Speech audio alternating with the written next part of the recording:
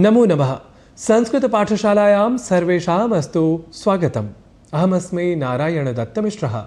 संस्कृत पाठशाला में हम इन दिनों बात कर रहे हैं अल्प प्राण और महाप्राण वाले अक्षरों के शुद्ध उच्चारण के बारे में। हमने बताया था कि कौन कौन से अक्षर होते हैं अल्प प्राण और महाप्राण। इसके साथ ही आपने जाना था कुछ उदाहरणों के बारे में भी। एक उदाहरण था संघटन।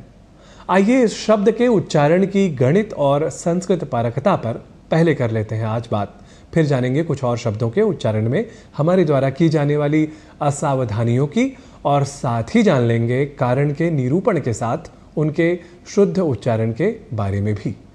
तो देखिए, हमने यह जान ही लिया था कि संघटन को संस्कृत भाषा के अनुसार संगठन या संगठन या संगठन कहना और लिखना अशुद्ध है। वस्तुतः घटन और गठन दो शब्द हैं।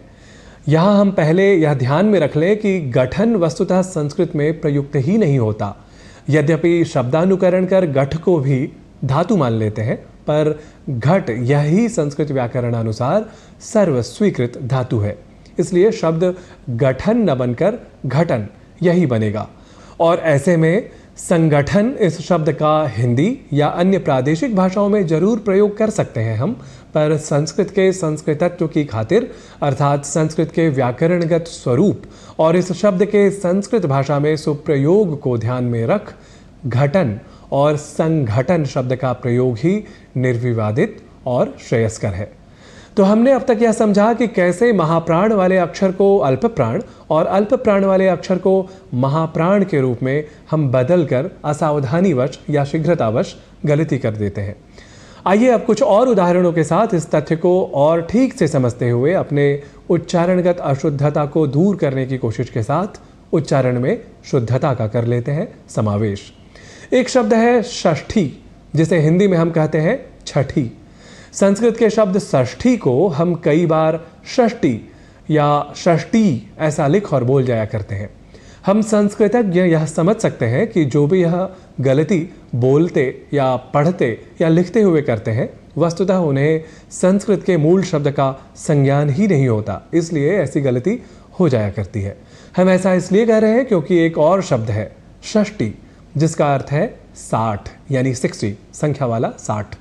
इस शब्द का यानी षष्ठी शब्द के उच्चारण और लेखन में हम में से कई लोग इस गफलत का शिकार हो जाते हैं, यानी षष्ठी और षष्ठी के भेद को अगर हम समझेंगे ही नहीं तो यूं ही बोलते, पढ़ते और लिखते हुए गलतियां करते ही जाएंगे।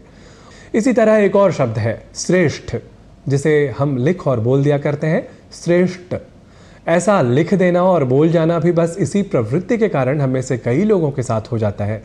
कुल मिलाकर इन उदाहरणों में भी हम देखते हैं कि कैसे ठ इस महाप्राण वाले अक्षर को ट इस अल्प प्राण वाले अक्षर में हम परिवर्तित कर शब्दों के उच्चारण में और बहुधा लेखन में भी अशुद्धि कर जाया करते हैं। तो हम रखें इस तथ्य का ध्यान कि नहीं रखना है हमें अल्प प्राण और महाप्राण वाले अक्षरों में भ्रम का स्थान। तो आज की संस्कृत पाठशाला में इतना ही। संस्कृत पाठशाला की अगली कक्षा में लौटेंगे हम किसी अन्य विषय को लेकर। तब तक के लिए मुझे दीजिए अनुमति। नमो नमः।